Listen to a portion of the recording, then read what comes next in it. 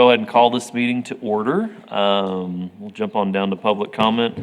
The board takes public comment on issues and concerns not on the regular agenda at this time. A public comment request form must be submitted to the board liaison prior to the time the meeting is scheduled to begin. Public input on a regular agenda item will be taken at its appropriate discussion. Citizens should speak from the podium, address all comments to the dais, begin by stating their name and address or single-member district number, and limit their remarks to less than 3 minutes. Okay? No public comment today? All right, easy enough. We'll roll to item number 2, consent agenda, which is consider approving the June 4th, 2025 meeting minutes. Once everybody's had a chance to do so, I will accept a motion and a second.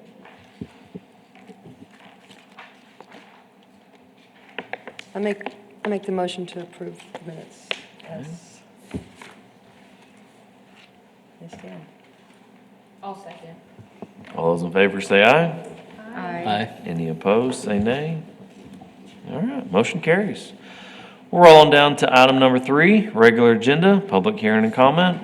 Item number 2, discuss the Northside Recreation Center and the Lakeview open space related to the effects of the July 4th flood and recommend any related matters.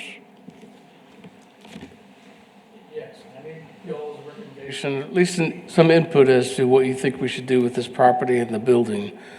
Yes, the tragic floods of July 4, I think, caught all of us off guard but in surprise.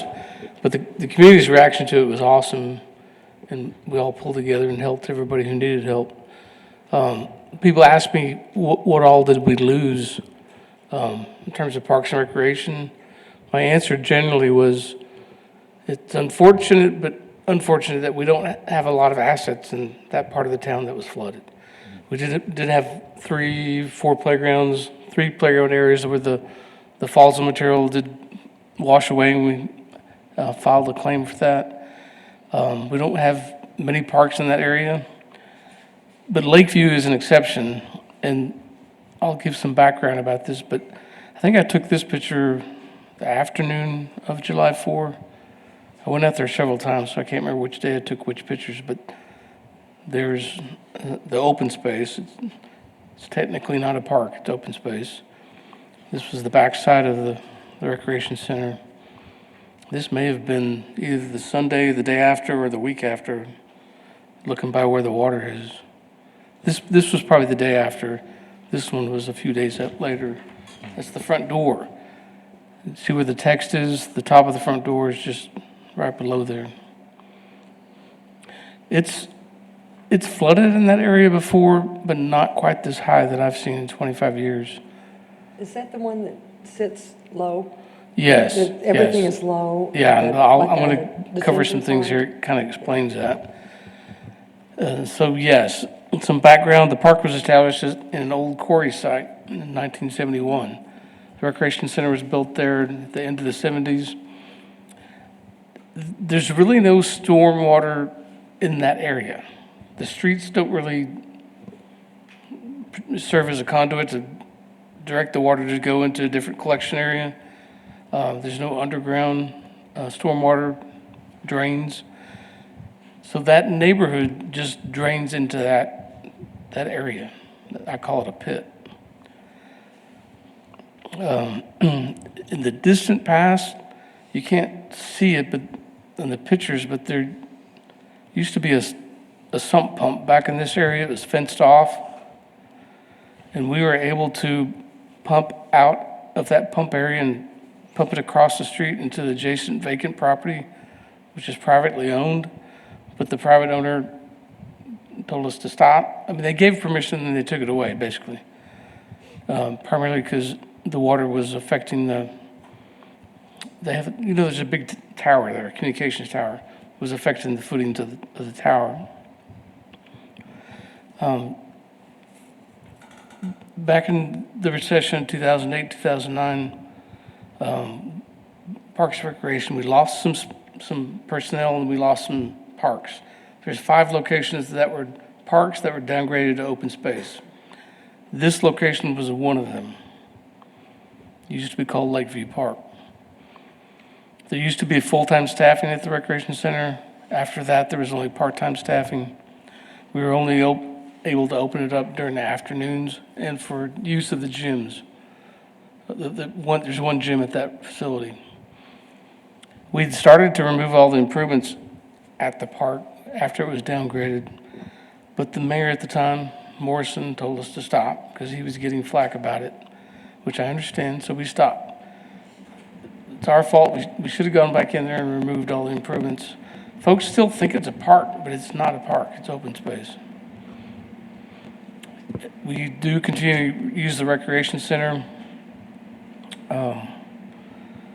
Yeah, and with the last big rain, that's the most water we've ever seen in that park, that property, and in that building.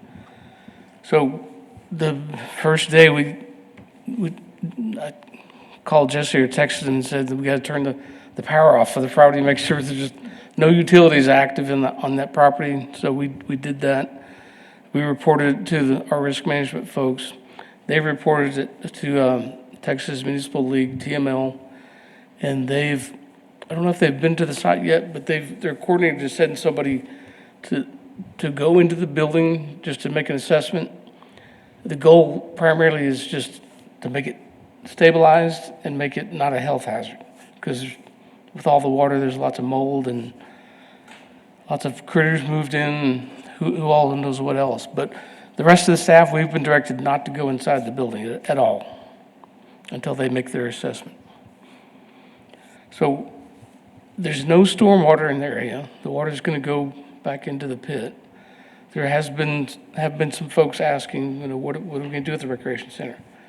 At this point, we're just going to stabilize it. The decision needs to be made whether to file a claim and get it repaired, and I think that's going to be quite expensive, or to remove it.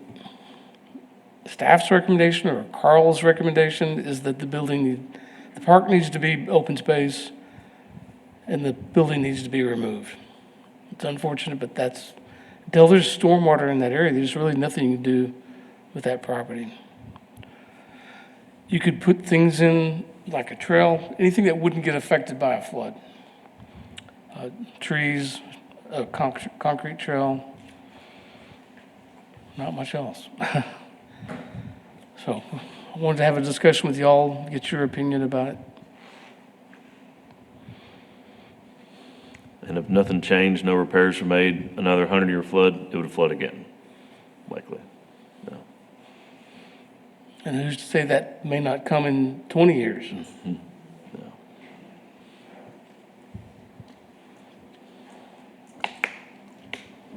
When was it last leased? Oh, good question. We did lease the recreation center after we had reduced the full-time staffing to Paul Ann Baptist Church. We had a 3-year lease. Their first year was pretty successful. They were running programs out of it, but then it just kind of, I guess they refocused their efforts elsewhere, and it became less of a priority, and we terminated the lease halfway through the lease. Okay. Was that, like, how many years ago?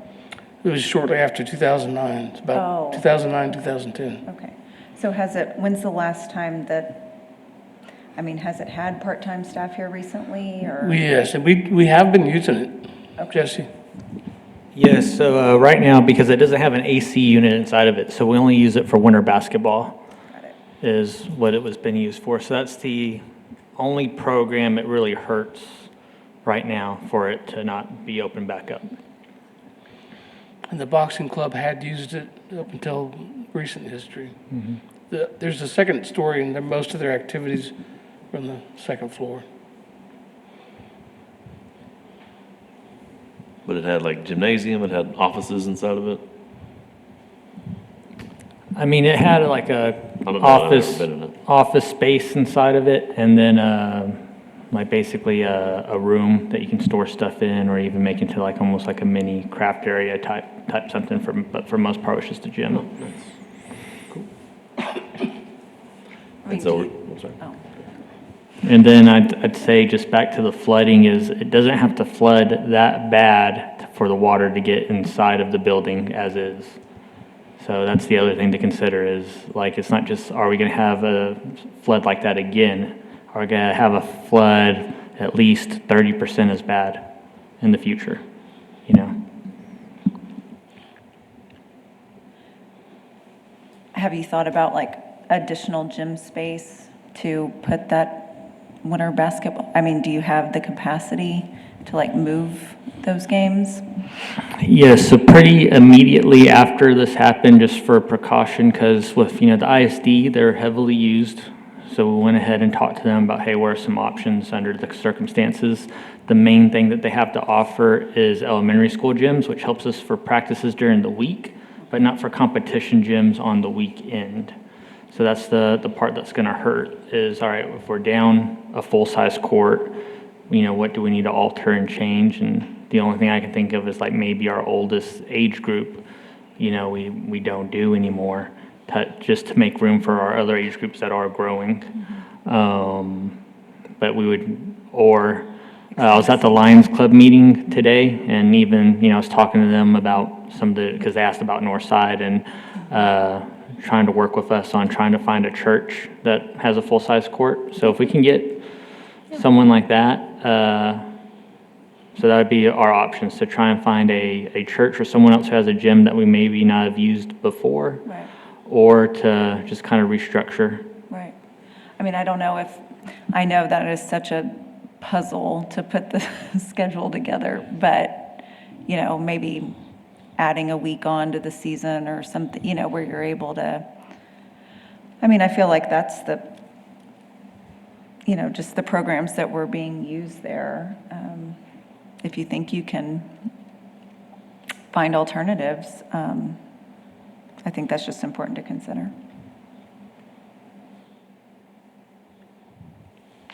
And then, Carl, were y'all looking for a recommendation from us to say yay or nay on it, or just If you want to make a discuss? recommendation, you're welcome to.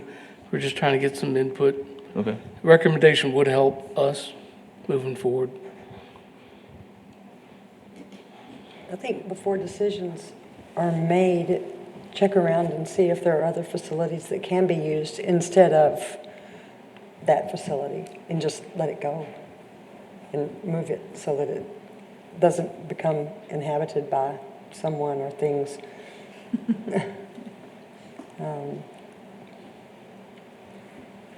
There are other, I know, like First Presbyterian has a gym. I don't think they ever use theirs. I don't think. Yeah, and that's like input I need, because again, if we can get basically, if we just get one more full-size court, that fixes the problems in terms of rec programming right there, because that's the only thing we've primarily been using it for is our winter basketball. Do y'all utilize the Northside Boys and Girls Club, that basketball? Or no? No, I was just thinking of other alternatives on that side of town. It'd be a little of a hike to the east, but I was just curious on that one. because it doesn't necessarily need to be as big as a junior high gym or anything, but it needs to be bigger than the elementary school gym so that we can fit some of our other age groups. Because already, for Pee Wee, we already do those on Fridays, those games. Because the other thing we're thinking of is like, all right, can we move one more age group to a Friday to free up some gym space on a Saturday? But it's just, all right, how many staff do we have that can be at different gyms on a Friday compared to Saturday, and that type of puzzle situation. Everybody on a Saturday versus. Yep, Gotcha. so.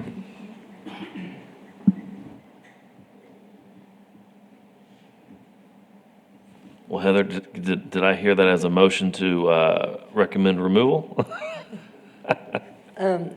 Because of the expense that it would take to rebuild or repair, it's probably going to be extensive.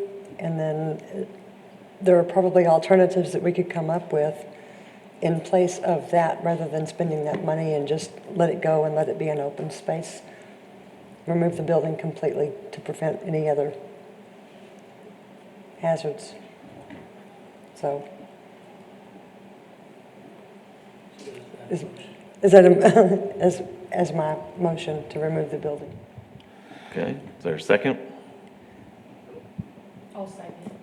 All those any other discussion? I have a question. Has anyone been to the building? Like, is it still flooded, the area? Which area? Like where the building is? Like, has it Yeah, been no, pumped or is the it? water's down. You can actually get Get into it into now, it? but we've been instructed not to go into Okay. it until they make their assessment and Okay. work to stabilize it. No, I mean, I think if y'all can just work to find alternative space for the programs you were using it for, then yeah, I mean, let's just move forward on refurbishing that property after removing the current. I agree. I think we made good decisions in looking for those alternatives like instantly. I think that was a really smart thing to do when considering, how extensive the damage is and how expensive it could be.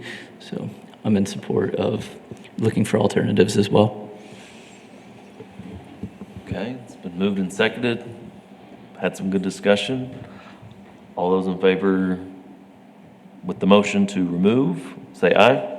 Aye. Any opposed? All right, motion carries. Thank you. Item number 3, discuss and request for qualifications for the Santa Fe Downtown River Parks Master Plan Design Services and any related matters. I believe you've heard a little bit about this project. As you know, council adopted a resolution on May 6th to endorse the Concho River Legacy Trail, which is that ambitious sculpture project that starts on the river parks and goes into Santa Fe Park. And I also have maps here that kind of show where that will be. And as part of that, and part of the resolution directed staff to issue a request for qualifications to find a firm, hire a firm with their approval that looks at conceptually all the river parks. Let's develop a master plan for that, and then develop plans that incorporate the sculpture project into those parks. And so we took that back to council a few meetings ago, and they concurred and gave us further direction to go ahead and solicit that request for qualifications. So here are the properties that are part of that master plan. We have the northern tip of Santa Fe Park, which is all this property here. We have Civic League Park, where the water lily collection is. Sunken Garden Park, where the sculpture garden is. This is also Santa Fe Park property here. This is where the Boy Scout building and the Girl Scout building are, but it's not Santa Fe Park property. And then it continues on down this. We've separated in different zones: Zone A, Zone B, Zone C, and then Zone D is the largest zone, which picks up where the skate park is, basically here, and continues all the way down to across from the convention center and the gazebo garden and the soon-to-be developed World War II memorial. Let's see. Zone B, where Civic League Park is, part of the master plan is to encapsulate the idea of creating the botanical garden at that location. We have an unofficial botanical garden. We want to make it official at this location. What might that look like? And does it connect and spill over into Santa Fe Park? This plan is kind of getting input on that idea.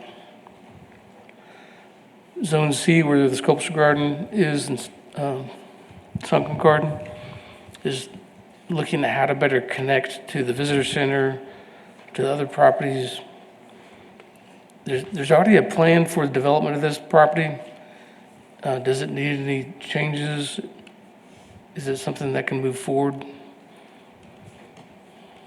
And Zone D is a little more conceptual. A lot of this is already developed, and you don't want to overdevelop a park. You've got to have some open spaces. Let's make sure we capture those locations, protect those locations, and if there's other ideas for adding different things, such as we have the Lady in Blue, or there are other ideas like that could be part of this master plan. That's pretty much the scope. a key thing about this master plan is getting the community engagement. There's going to be at least monthly meetings with the project team and all the stakeholders. So that'll definitely include the Santa Fe Park Commission, Santa Rita Homeowners Association, Parks and Recreation Advisory Board, Public Art Commission, Santa Fe Museum of Fine Arts, School District, primarily because Central is right near those properties, downtown San Angelo, the Area Foundation, and other city leaders. I'm sure I'm leaving somebody out. If you can think of anybody else who needs to be involved as part of the community, let me know. And so we talked about what this plan would include, conceptual plans, primarily integration of the Concho River Legacy Trail, the sculpture project.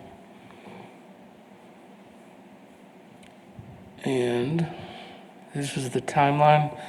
The RFQ went out July 31. We'll get those back at the end of August. The selection committee will help us score those submissions and come up with our finalists. I'm talking maybe 3 or 4 finalists.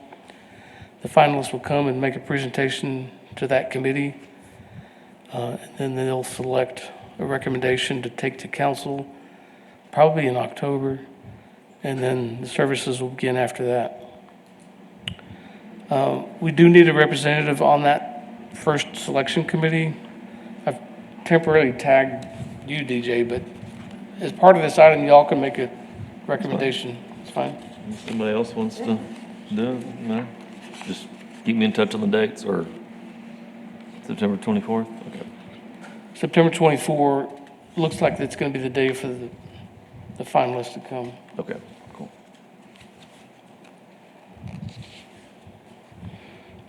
I think that's it. So there's one delegate per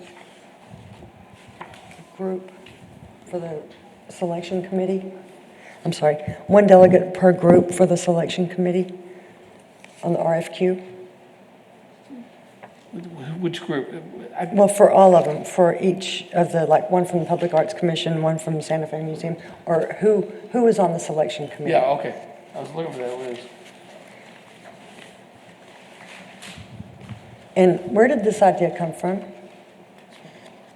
I can't hear you. Because, okay, where did the statue The project, idea come from? it just showed up one day. Yeah, okay. And I can give you background on that. I nobody can't ever said remember- anything about it, and then it just showed up.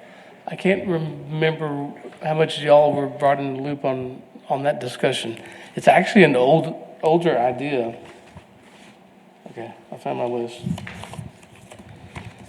So back about 8 or 9 years ago, I was pushing forward the idea of, let's look at Santa Fe Park. I mean, something's got to happen with it. We've got to put some effort into it, some thought, some planning, some money, and to either fix it up as a golf course or re-envision it as something else. Well, the time wasn't right, but the seed of the idea for the sculpture project came up at that same time. And at the time, I didn't fully understand what it was. I didn't understand until the second go-around. But the idea for this large sculpture project was there at that same time, 8, 9 years ago. So what happened was, more recently, and back up a little bit, the Art Museum has the en plein air paint outside program. And then they judge those works that are painted. And they bring in judges every year. So Mr. Tim Newton, who's a collector, actually a well-known collector nationwide. He ran a gallery on Fifth Avenue in Manhattan. He was the editor for Art and Architecture magazine.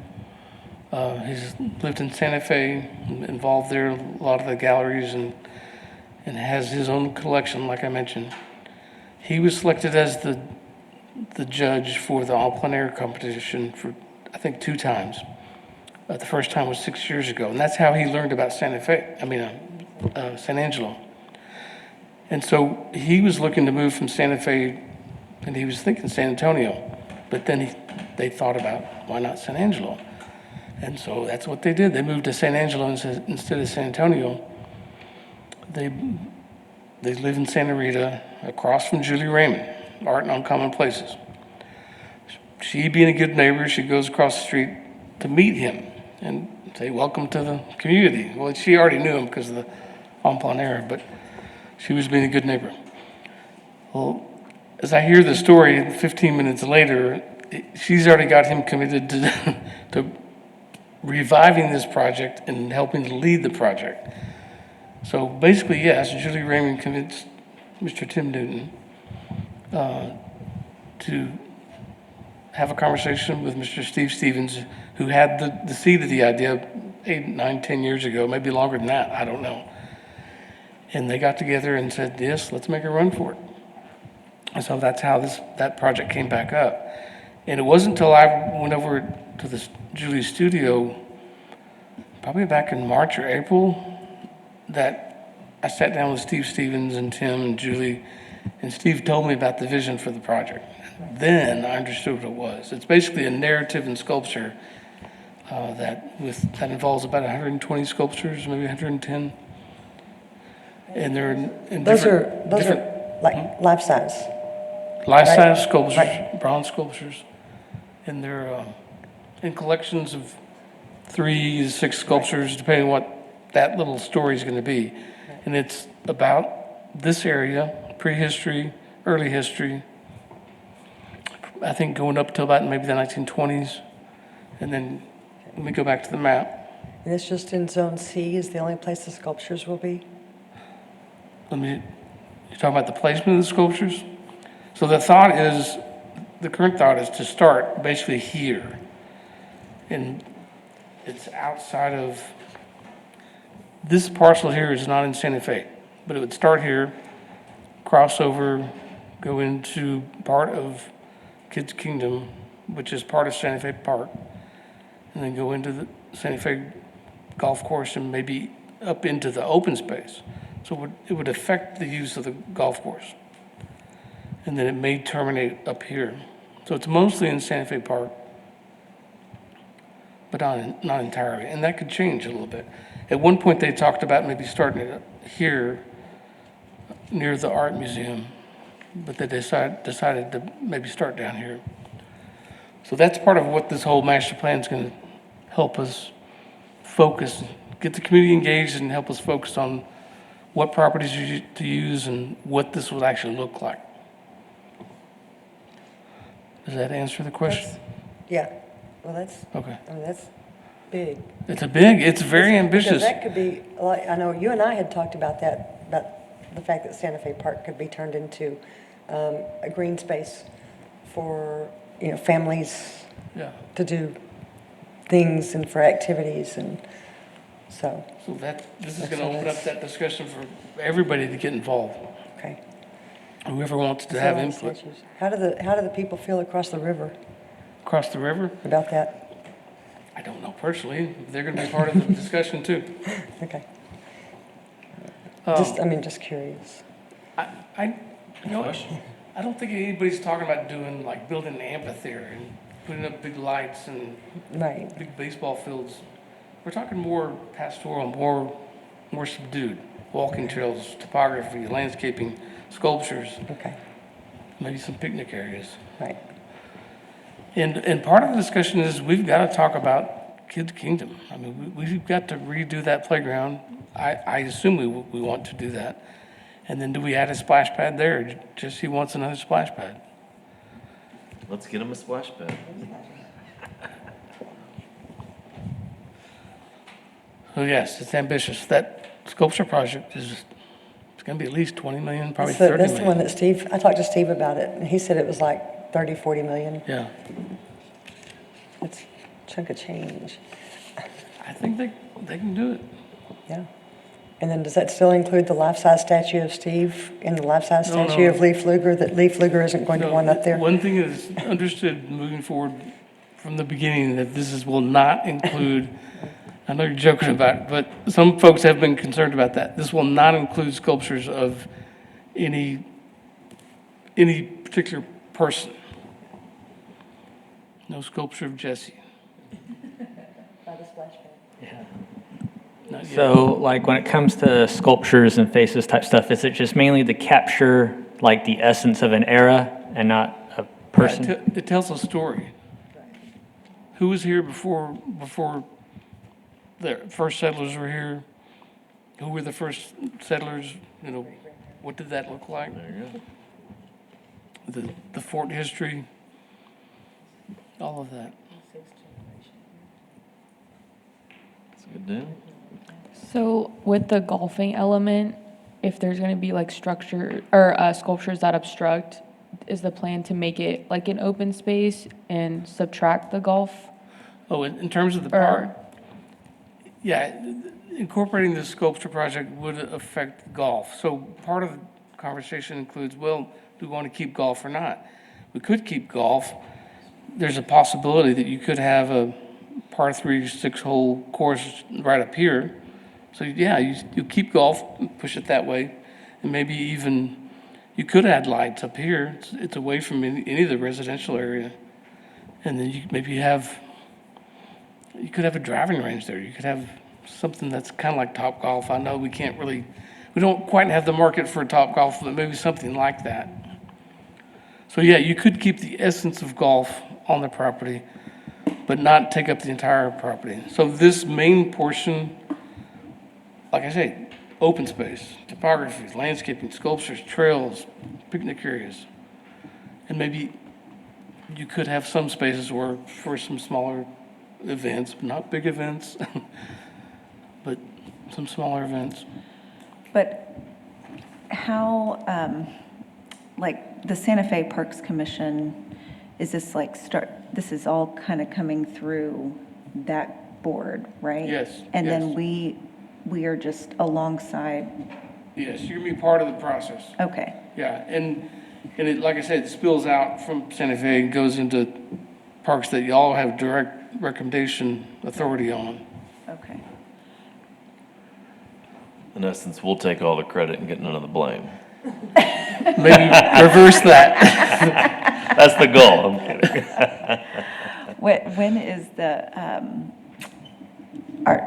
do we have anything to do with the current, is the golf course like a lease agreement that exists right now?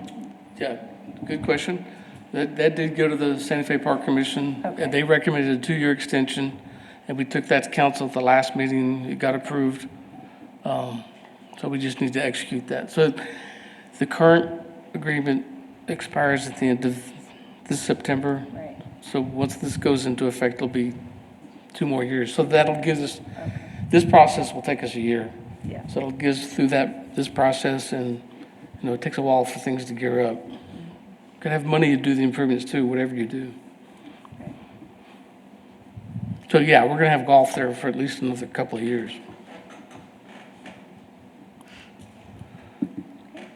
Thank you. No statue of Carl either. Unless there's a motion and a second to do so. It's just a recommendation. We need a native butterfly garden with your statue. Right? Butterfly garden would be nice, but Some none, monarchs, there you go. Yeah. Yeah, right. I'm cool with that. so yes, so DJ will be the committee representative to, Perfect. Happy to, unless anybody else wants to. Yeah. Has a passion for it. you don't have to Welcome take, to, you're 100%. I don't think you visit? need action on this. What? Huh? To have 2? Oh, the rest of the committee. Oh, yeah. So Rick Wise, my boss, me, Karen Hesse Smith, Harry Thomas, it's in Harry's district. Tim Newton, who's the art collector, DJ. And I can't read this last one. Oh, yeah, a representative from the Santa Fe Park Commission. I don't know who that is yet. So to have 2 of the, how many is that? 1, 2, 3, 4, 6, 7. And I gotta be careful, because I can't have 2 park commissioners and, yeah. So maybe you can be an alternate. Maybe she can be an alternate in case you can't be there. Take my spot if you want to. It makes no difference to me. Just because I do it for a living? Yeah, she's welcome to take my spot if she wants to. That's up to y'all. I need one representative, and you could have an Yeah. alternate. You sure? Yes, ma'am, that's good with me. You're Sure? good. Yeah, yes, ma'am. You can do it for a living, like you said. You can get after it. Bother me. So it'll be you, Heather. Yeah, Okay. perfect. Well, we'll expect a full report next time, Yes, you know. absolutely. Details. Yeah, cool. All right. So, to sum that up, do you need a recommendation from us to move No. forward with that? Let's No. just talk about it. Cool, perfect. Anything else on that? Okay, we'll move on down to item number 4, hear and discuss updates on key activities, projects, programs, and events from Parks and Rec. We'll let Jesse go first.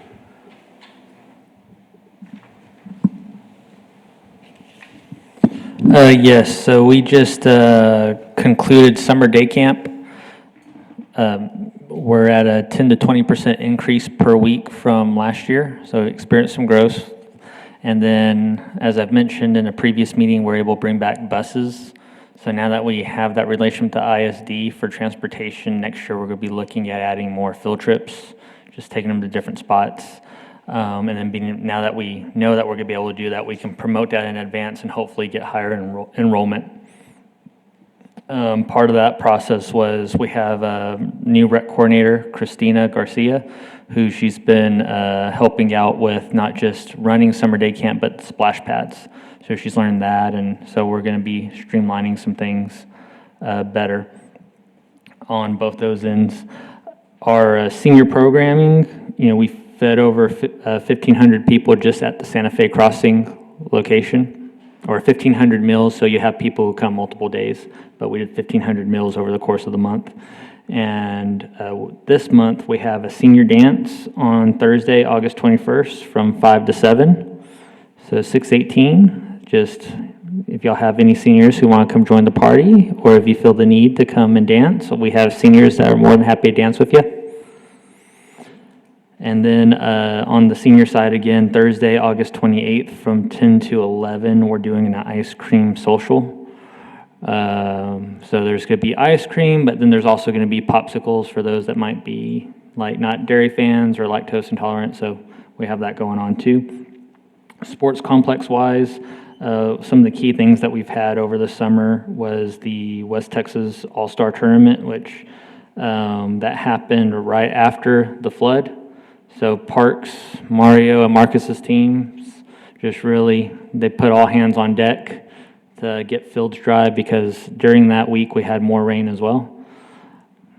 Over 60 teams played in that tournament, and it was a rainy weekend and not like an ideal weekend, but still driving between the pool and the sports complex throughout the weekend, you saw cars decorated with, their kids' softball number and things like that. So it was busy in the city on a gloomy weekend. And then we had a group affiliated with the same group did Midnight Madness, and that was a good turnout, good weather. So looking to do more stuff like that. Adult sports, we're a little bit more than midway through our adult volleyball season. That's being played at Carl Ray and Southside. Those are the gyms that we use for those. And then adult softball is through the first couple weeks. We had to do a late start because since spring we've had a lot of rain. So we had to punt that summer session into like an end of summer, early fall session. But they're 2 weeks through that with 37 adult softball teams. So one day is men's, and then the second day is the co-ed divisions going on. Flag football, we just concluded our regular season of our 5-on-5. And Sean Fields, he's been working on the brackets for this weekend, which I think they were done yesterday. There might be a couple of updates in there. But that's going to be going on at the sports complex this weekend. And then we had, last year we had 47 teams. This year we had over 70 teams for summer football. So it was a very exciting summer for us. Next summer, we more than likely will have to do games on Tuesdays and Thursdays instead of just Thursday nights, which is a good problem to have. Summer track, we had over 130 athletes, and we had several go and compete at the state meet this past weekend. Cool thing about this summer is we hosted the regional meet and in addition to our circuit meet. And this year for state, Texas A&M hosted the track and field portion. So they got to run a Division I track for state. And we had a few athletes place at state and do really well, especially in the distance events and some of the longer sprints. And then on the aquatic side, that's been more because, again, the rain all summer. Attendance has been on the lower side because of all the days we've had to close because of weather and different issues. We are working on adding a new secondary sanitation system in there, but that cost over $40,000 to put in. And but we're now at weekends only at the pool until Labor Day. So now our staff can rest a little bit compared to being open every day. Splash pads, Unidad's been going strong. There's been some repairs we've had to do recently. A lot of that has to do with just the plastic fittings, just the wear and tear on those. And True Tex has helped us to upgrade to more commercial grade that can take kind of the beating of running so long.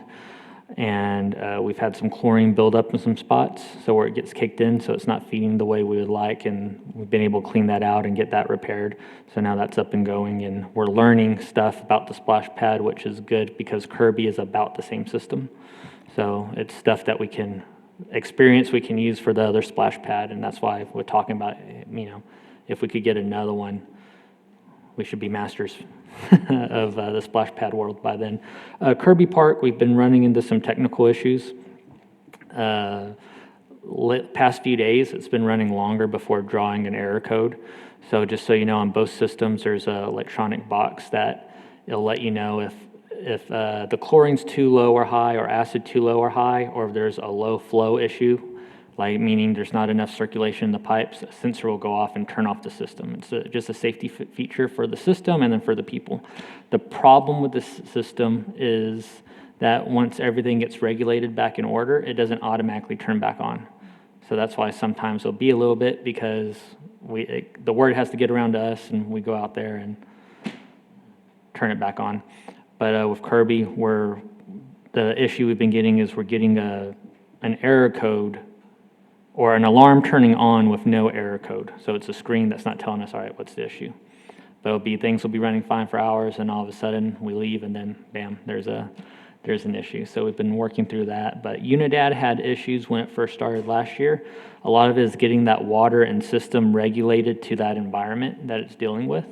And then obviously the new factor of it, so it's going to have surges in people, and you're going to need different levels of chlorine and acid throughout the day depending on the use. And that concludes what I have. Do y'all have any questions? Just out of curiosity, on the 1,500 meals that were served for the month, is that normal? Is that an average? Yes, for this time of year, earlier in summer, we were a little low. A lot of that had to do with, we've had a cut in funding, and there was discussion about what we're doing with our offsite locations, and kind of word got around that we were like trying to cancel the program. So you had some seniors that were thinking we weren't doing it anymore, and that ended up not being the case. Like we'll fight to keep what we have at our site going on situation, but other than that, numbers rose back up after that.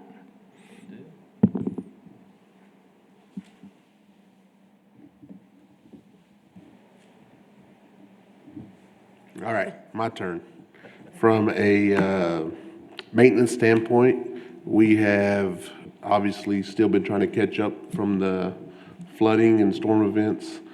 We've authorized overtime since then to now, and we've got people working weekends, and we're still struggling to keep up, but we're starting to see a light at the end of the tunnel. So now our garden beds are a little bit less fortunate because we've been focusing on the mowing, but they're next on the hit list. So if you go around and you see some garden beds that are overgrown, just know that we are trying to catch up.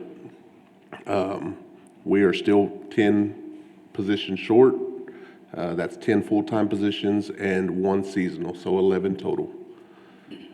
If you know anybody that has a passion for public service, please have them apply. We definitely could use the help. There are several projects that are underway within our park system. One of them being the World War II Memorial Project they broke ground on that, I believe, last week.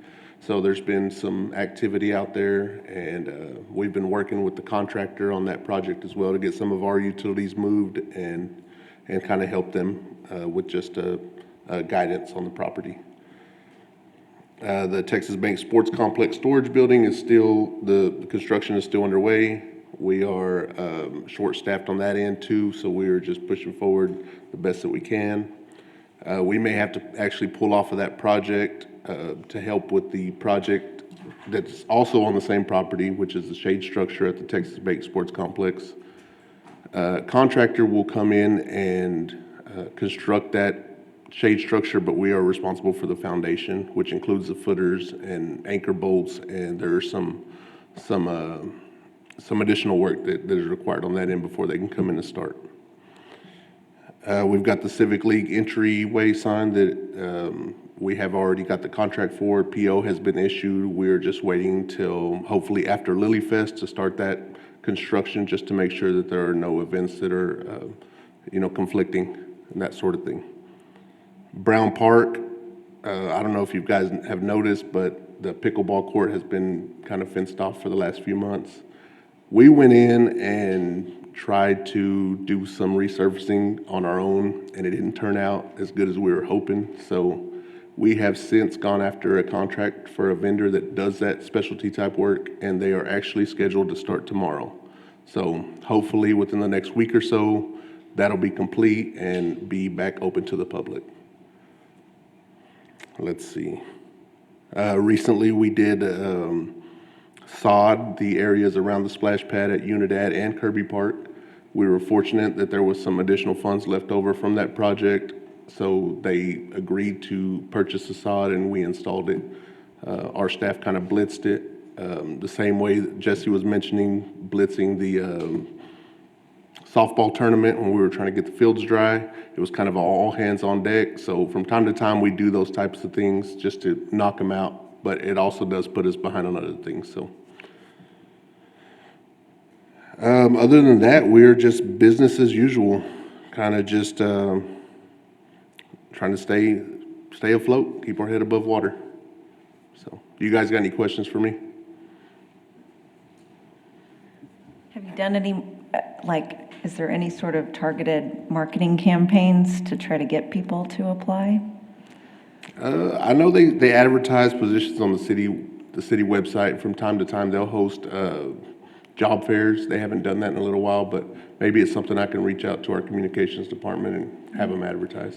I mean, even just if you created some sort of, I know this has to go through the whole, city staff, but if you can get some sort of digital, flyer, and then I'm sure we would all be happy to pass Sure. that around or, Yeah. sharing. I'll get with Brian and see if there's something they can put together to advertise on social media. I mean, I've been telling people by word of mouth, Right, and I've been saying, don't get upset if it's not mowed right now. We're 9-10 people short. Yes. So I think we still got our 50 viewers, so maybe they'll pass the word along too. So. All right. Anything else? This is C's last meeting. Oh, that's right. We don't have any parting gifts or cake, but she's going on to pursue her law degree. Big round of applause. Thank you. Thank you. I appreciate it.